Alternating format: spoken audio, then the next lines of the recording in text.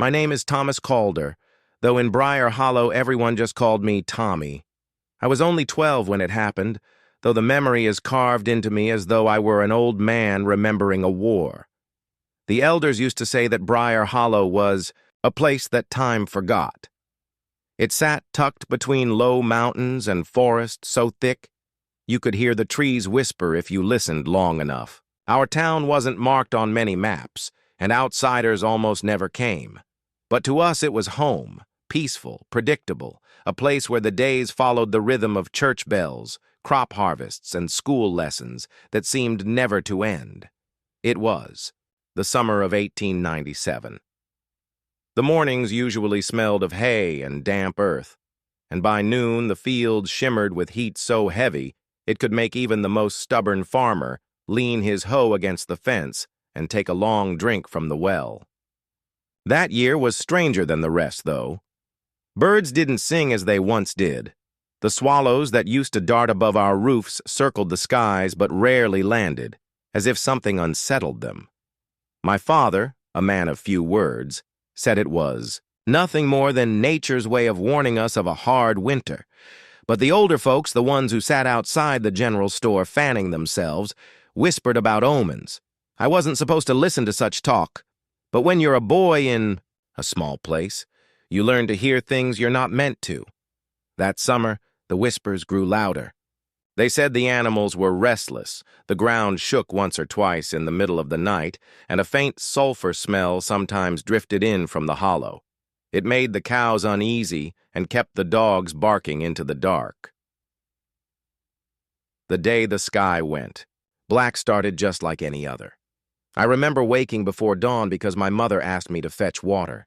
The air was thick and still, no breeze stirring the trees.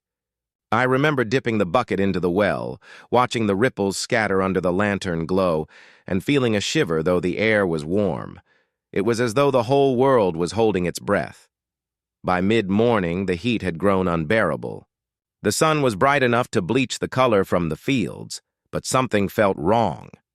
Shadows stretched longer than they should, and the light seemed tired, weaker somehow. My teacher, Miss Holloway, tried to keep us focused on our lessons, but even she kept glancing at the window. Then just past noon, the world began to change. It started as a dimming, slow at first, like a storm cloud passing across the sun. But there were no clouds above us. The light thinned until the classroom looked as if twilight had arrived far too early. We children pressed our noses to the glass, whispering nervously. Birds shrieked and scattered from the trees, their wings beating in a frenzy. The horses in the schoolyard stamped and snorted, eyes rolling white. Then came the silence, a silence so heavy it seemed to press against your ears. No insects hummed, no wind stirred the grass. It was as though the world had forgotten how to breathe, and then, in a single moment, the sky went black. Not gray, not storm dark, but black as pitch. The sun vanished. We screamed. Every one of us. Miss Holloway tried to calm us, but I could see the fear in her eyes. She told us to stay together to pray, though her own voice cracked. Some children clung to each other, others ran for the door. I stayed frozen, staring at the window where not even the outline of the hills could be seen anymore. It was more than darkness. It was a swallowing, a suffocating void that felt alive. My chest ached as though the air itself had grown heavy. The older boys dared to step outside, and I followed, trembling. The moment we crossed the threshold, the air grew strange, thicker, tinged with an acrid smell. The ground seemed to hum, faintly beneath my shoes. All across Briar Hollow, people poured from their homes, lanterns in hand. The flicker of those tiny flames looked weak against the blackness, like fireflies trapped in a cave. Mothers clutched children close, men shouted orders that no one could follow. And above it all, silence. Not even the crickets dared make a sound. Then someone began to ring the church bell. Its toll echoed through the hollow, heavy and slow. Each strike seemed to rattle my bones. Some said it was the call to gather, others whispered it was a warning. Families hurried toward the church, the only building with a steeple that might touch heaven, even if heaven felt closed to us that day. My father found me in the crowd, gripping my shoulder so tightly it hurt. He didn't scold me for wandering. He only said, "Stay close, boy." His jaw was set, and though he tried to hide it, his eyes showed fear I had never seen in him before. My mother held my little sister, rocking her as if she could soothe away the dark. The walk to the church felt endless. Every step was taken in a void, lit only by trembling lantern flames. The ground seemed to shift beneath us, though maybe that was my imagination. I kept looking up, searching for even a single star, but the sky was empty, a curtain without seam or break. When we reached the churchyard, the entire town seemed gathered. The pastor stood at the doors, his voice shaking as he urged everyone inside. The pews filled, and people knelt, some weeping openly, others muttering prayers under their breath. The air inside smelled of wax and sweat and fear. I sat between, my father and mother, my hands folded tightly, though I could barely remember the words of prayer. I only remember the weight of the darkness pressing down. At times it felt as though the roof might collapse, though no sound of wind or rain touched us. Hours passed, though time lost meaning, until the air itself seemed to pulse. A low, distant rumble stirred, not like thunder but deeper, as if it came from under the ground. That was when the first scream tore through the night, not from a person, but from the earth itself, or something in it. The sound was unlike anything I had ever heard. It was not the cry of an animal, nor the thunder of a storm, nor even the groaning of earth when it shifts. It was deeper, stranger, as though the ground itself had been wounded and was howling, in pain. The church walls trembled with it. The wooden beams creaked, and dust sifted down from the rafters. Some of the townsfolk clapped their hands over their ears, while others fell to their knees, convinced judgment had come.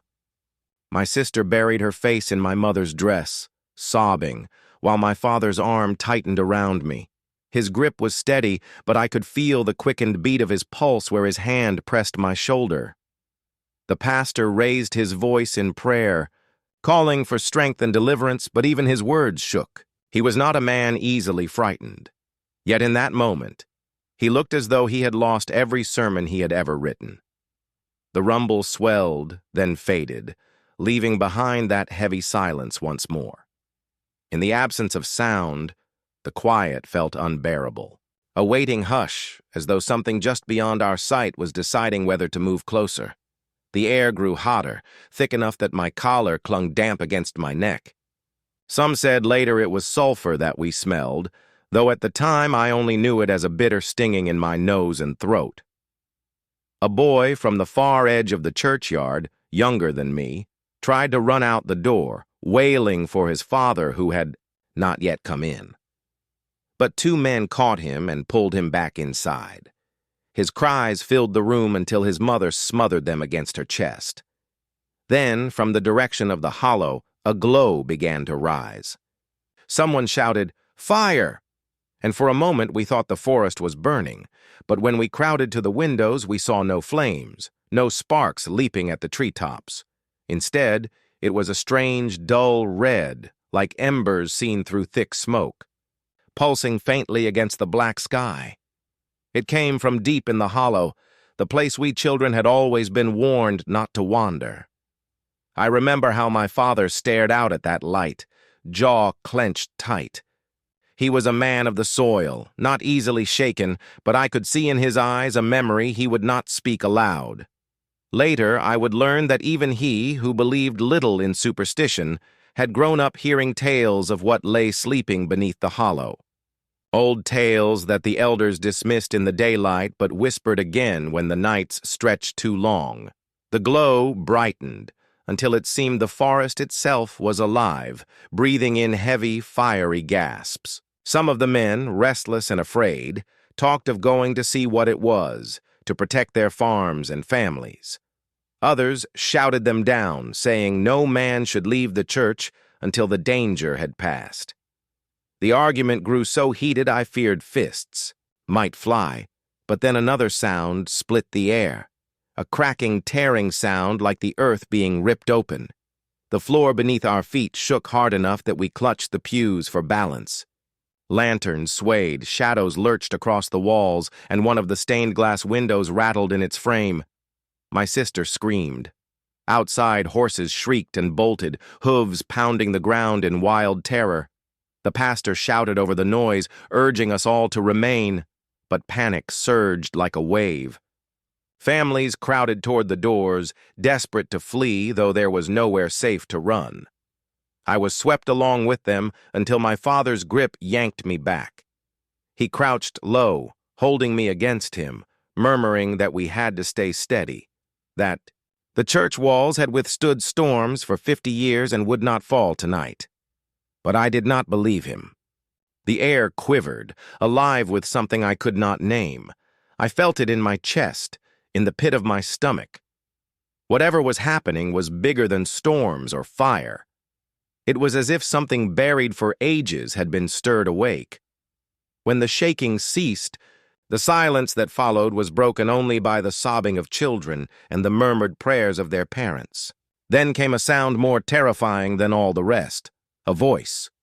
It was not a voice like yours or mine, nor even like the chant of men across the hills. It was low, resonant, so deep it made the windows hum. The words were not of any language I knew, drawn out and terrible, like stones grinding together. Some covered their ears, others fainted where they knelt. I did not understand the words, but I knew, every one of us knew, they were not meant for good. My mother clutched me close, whispering prayers through clenched teeth. My father stood, tall and unyielding, though I could see the tremor in his hands. The pastor tried to speak above the voice, declaring it a test of faith, but his words crumbled beneath the weight of that sound. The red glow in the hollow flared brighter still, casting a sickly light across the black sky. It illuminated the trees, showing them swaying though there was no wind. For a moment it looked as though shadows were moving among the branches, figures tall and twisting, gone when you blinked, but returning when you dared look again. No one left the church that night. We huddled together, waiting for dawn that never seemed to come. Hours stretched thin, each one punctuated by rumbles, cracks, and the distant, dreadful voice. Some said they saw shapes on the horizon, others swore the earth itself shifted in waves like the sea. I cannot tell you if those things were true or born of fear, only that I saw enough with my own eyes to believe that Briar Hollow had been chosen, or cursed, for something none of us understood. When at last exhaustion dragged me into a shallow sleep, I dreamed of standing in the fields at midday with the sun overhead. But the sun was not a circle of light. It was a hollow, black and endless, pulling everything toward it. I woke with a start, and the church was still dark. And so began the longest night Briar Hollow had ever known, the night when time itself seemed to pause, and the sky remained black. When morning should have come, it did not.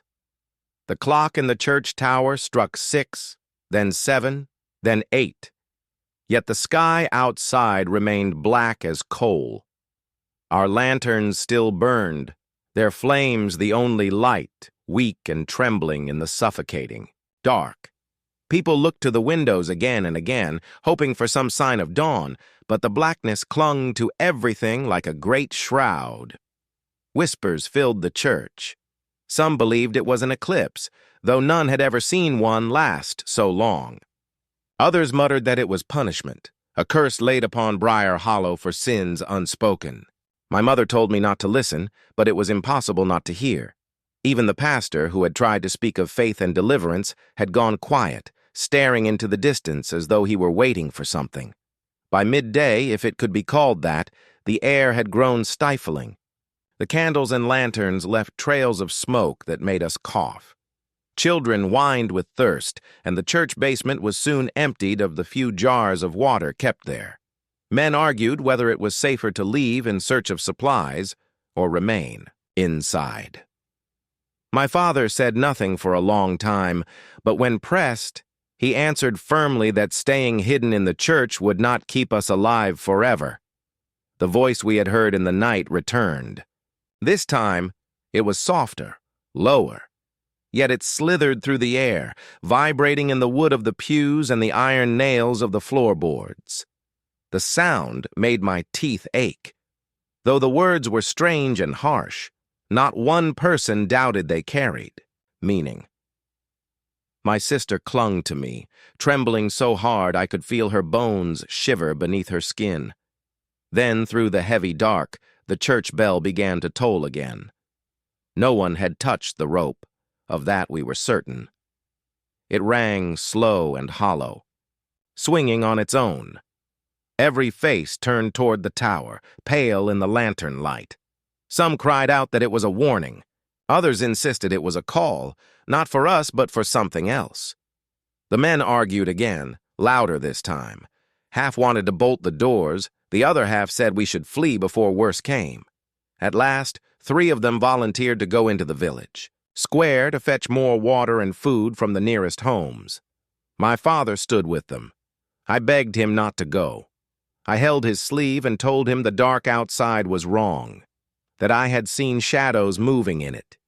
He rested his hand on my head and told me that a man must choose courage even when he is afraid. He promised he would return before long.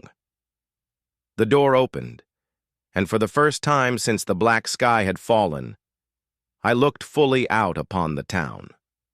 The lanterns they carried lit the cobbled path, but the light seemed swallowed at the edges. Beyond, a few yards, there was nothing, only void, thick and impenetrable. It was as though the world ended just past the reach of flame. I watched until they disappeared. The door closed again, and we waited. Minutes crawled by. Whispers turned to murmurs, murmurs to sharp words. Some said we should never have let them go. Others said waiting was our only choice. My mother pressed me close, but I could feel her heart racing. At last we heard footsteps. Relief surged through the church as the door creaked open. 2 of the men stumbled inside, faces pale, clothes damp with sweat. But my father was not with them. The room erupted. Where was he? Why had he not returned? The men tried to speak, but their voices shook. They said the air outside grew heavier the farther they went, so thick it felt like wading through tar. The houses stood where they should, but their windows gaped empty, as though the darkness had crept inside and swallowed what lay within. They had reached the well and filled the buckets, but when they turned back, my father was no longer beside them. One swore he heard his lantern fall, clattering on stone. Another swore he saw a shape, tall and bent, sliding just beyond the reach of the light. They called his name, but the dark swallowed their voices. And then, nothing. He was gone. My mother fell to her knees. She did not weep loudly, but silently, the way someone does when the heart has been cut out. My sister cried into her skirts, begging for Papa to come back. I could only sit frozen, staring at the door, waiting, certain he would walk through at any moment. But he did not. That night stretched longer than any before. The voice returned again and again, whispering, chanting, filling the hollowness until we could hardly bear it. Some began to pray aloud, others rocked back and forth in silence. A few families tried to leave, swearing they would not sit idle, while the dark took their kin. None of them returned. I did not sleep. I sat with my sister in my lap, watching the lantern flame flicker low. My father's absence weighed heavier than the black sky above. I kept hearing him, his voice telling me to be brave, but all I felt was fear gnawing at the edges of my chest. Then, sometime in that endless night, the church windows glowed red once more. The hollow burned with that ember light, pulsing brighter, as though something beneath the ground was stirring, straining against the earth that bound it. The voice grew louder, stronger, echoing through the trees and across the valley. And for the first time, we all heard it clearly. One word, spoken in a tongue so old and rough it scraped the air. Awake. The sound rattled the church from steeple to floorboards. Candles toppled, glass shattered, children screamed. My mother clutched us tight, whispering prayers that dissolved in the roar. Outside, the glow flared higher, painting the black sky crimson for a heartbeat before plunging back into void. We knew then, every soul in Briar Hollow, that whatever had been slumbering in the hollow was no longer asleep. No one slept after that. The word echoed in our bones long after it faded, as if the very timbers of the church remembered it. Awake. The elders muttered it under their breath, repeating it like a curse, while mothers covered their children's ears. I held my sister close, though she trembled so hard I feared she might shake to pieces. My mother kept her rosary wrapped tight around her fingers until her knuckles turned white. The pastor, pale as ash, stood at the pulpit and tried to steady his voice. He spoke of trials and faith, of how the Israelites had wandered the desert in darkness yet found their way. But his words wavered, his eyes fixed on the windows as if he, too, feared what might be staring back. No one truly believed him anymore. The air had grown too heavy with dread, and the smell of sulfur seeped stronger with every breath. It was near what should have been dawn on the third day, when the silence shattered again. This time, it was not the voice, but a pounding sound, distant at first, then closer, heavy, rhythmic, like great drums beating far below the earth. Each thud rattled the panes, sent dust raining from the rafters, and made the floorboards shiver beneath our shoes. Some cried that it was the end of days, others that the mountain itself was hollow and something was clawing its way free. My stomach churned as though the sound came from within me, and I clutched my sister tighter, wishing I could be braver. Then came a new terror, the church doors. They began to quake under unseen blows. The wood bowed inward with a deep groan, the iron hinges screeching. People screamed, pressing against the pews to get farther away, as though there were any safe corner to run to. But when the doors finally gave way, it was not some beast that entered. It was people, townsfolk, neighbors we had thought gone forever. They staggered in, their clothes torn, their faces pale and empty. At first we rejoiced, believing they had survived outside, but then we saw their eyes, vacant, glassy, staring without recognition. Their movements were slow, jerky, as though strings pulled them forward against their will. The pastor rushed to them, calling their names, but they did not answer. One woman shuffled toward her own husband, her hands reaching out. When he clasped them in relief, her lips opened, not in a smile, but in a low, guttural groan that was not her own voice. He screamed and tried to pull away, but her grip tightened with unnatural strength. Others began to follow, their heads twitching, mouths moving with words that were not their own. The same word we had heard before. Awake. Chaos erupted. Families scattered, children shrieked, men shouted. My mother pulled us toward the back of the church, her face tight with terror. The pastor screamed for calm, but it was useless. The returned townsfolk moved with slow persistence, their voices joining in a dreadful chorus. Awake! Awake! It was my first time seeing true madness in people I had known all my life. Mrs. Connolly, who once gave me penny candy, now lurched with eyes that saw nothing. Old Mr. Yates, who whittled toys for the children, shuffled, with arms outstretched, his lips bleeding as he forced the word out again and again. My father was not among them. That truth cut deeper than any fear. Perhaps part of me had still believed he might walk back through those doors alive. Instead, What returned were shells of neighbors, their humanity stripped away. The men who still had courage rushed forward, brandishing lantern poles and hymn books as weapons. They struck at the intruders, shoving them back.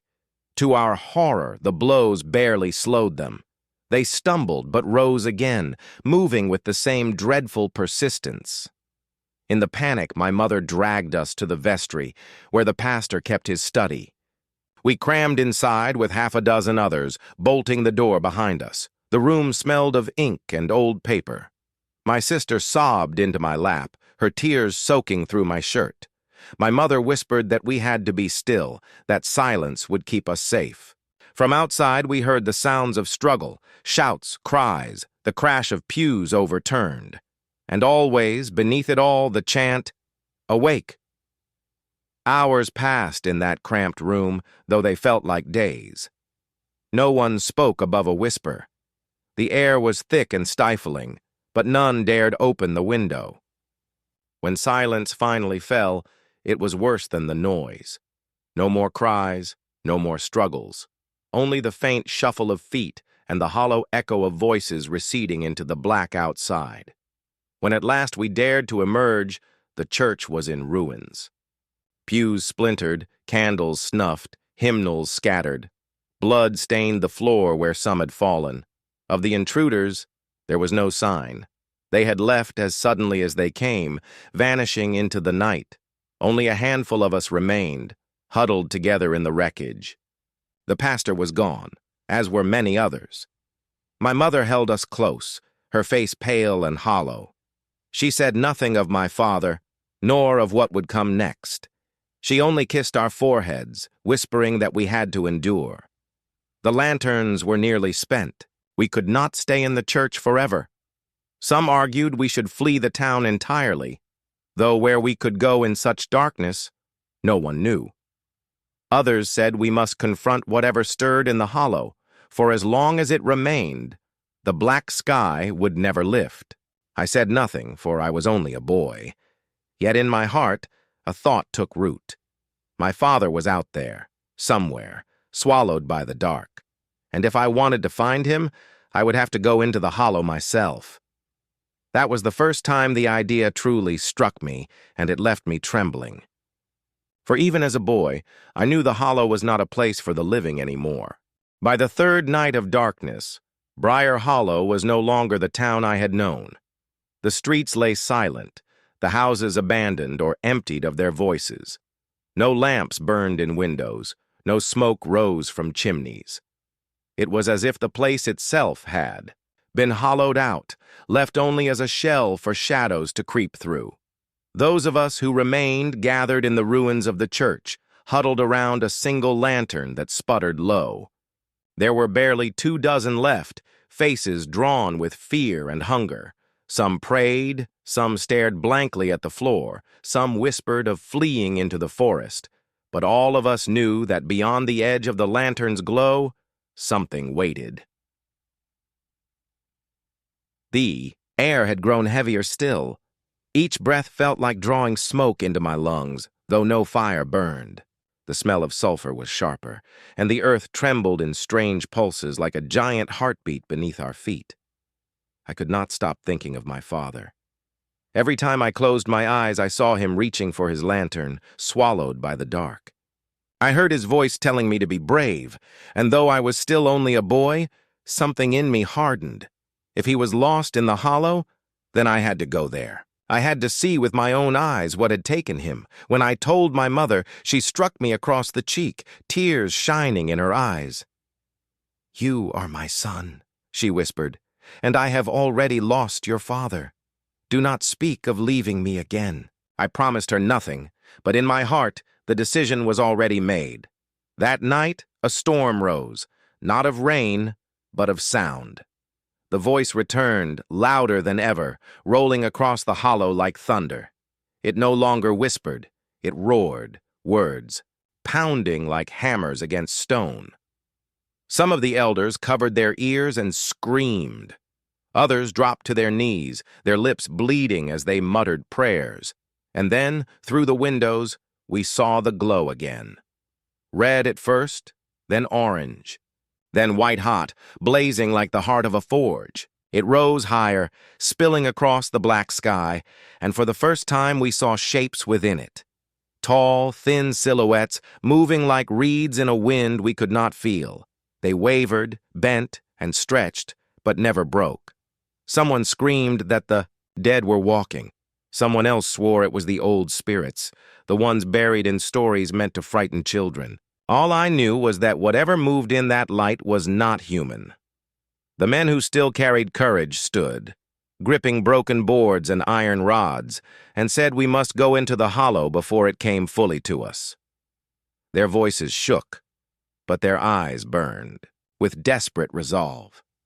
Among them was Caleb, a farmer built like an ox, and Elias, the schoolteacher's brother. They spoke of ending the curse, of striking at the heart of the evil. I listened, my fists clenched. If they went, I would go. Not for heroism, but for my father. If he lived, he was in the hollow. If he had perished, then I would at least know. Before dawn, or what we still called dawn, though no light came, we set out. My mother clung to me, pleading with her eyes, but I slipped from her grasp. I could not let the chance pass. My sister's cries echoed in my ears as I followed the men into the void. The lanterns cast trembling circles of light on the ground, but beyond their reach stretched endless dark. The houses we passed were husks, doors swinging open, windows broken. No dogs barked, no chickens stirred. The silence was worse than any noise. As we neared the hollow, the air grew hotter, thick enough to sting the throat. The ground trembled with each step, dust rising from the earth as though it were breathing. That glow pulsed stronger, lighting the trees from beneath so their trunks seemed like pillars of fire. We reached the edge of the hollow just as the ground split with a roar. A fissure tore through the soil, wide and deep, glowing from within. Heat blasted our faces, forcing us to shield our eyes. And from that wound in the earth came a sound that was not the voice, but many voices, layered together, rising in a chant that made the skin crawl. I gripped Caleb's sleeve, my knuckles white. "Do you hear them?" I whispered. He nodded, his face pale in the lantern light. "They are not speaking to us," he said. Shapes moved at the far end of the hollow. Dozens, perhaps hundreds, all walking in slow procession toward the fissure. As they came closer, we saw their faces, or rather, the lack of them. They were our neighbors, the ones we thought lost, their features slack, their eyes empty, their mouths working only to form that one word: awake. And among them, at the very front, I saw him, my father. His lantern dangled from his hand, shattered glass dripping blood from his fingers. His clothes were torn, his skin gray in the glow. But it was his eyes that froze me, empty, lifeless, staring straight ahead. He walked with the others, his lips moving to the dreadful chant. My heart stopped, my knees buckled, and I would have fallen if Elias had not caught me. I screamed for my father, called his name until my throat tore. For a moment, he slowed. His head tilted, as though some part of him still heard me. Hope flared in my chest. But then his lips moved, forming that same word, spoken in that same voice that was not his own. Awake. The procession moved on. My father vanished into the glow, swallowed with the others. I sank to the ground, shaking, my tears scalding my cheeks. Caleb gripped my shoulder hard, whispering that he was gone, that the hollow had taken him. But I could not accept it. I could not. Somewhere deep inside me, I swore I would not let it end like that. The fissure widened, the light flared, and the voices rose to a deafening roar. Whatever slept beneath Briar Hollow was rising, and my father, my own father, was among those who had been claimed to serve it. And in that moment, boy though I was, I made a vow. I would go deeper than any of them dared. I would follow my father into the hollow, even if it meant I never returned.